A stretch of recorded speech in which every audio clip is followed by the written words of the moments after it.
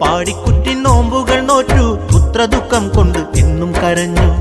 നാരായണ നാമം ഭജിച്ചു സന്താന ലബ്ധിക്ക് പാവം കരഞ്ഞു. മുത്തുപോൽ തിളങ്ങും മുത്തിനെ എന്നും പാലൂട്ടി പാടാൻ കൊതിച്ചു പോയി മനം.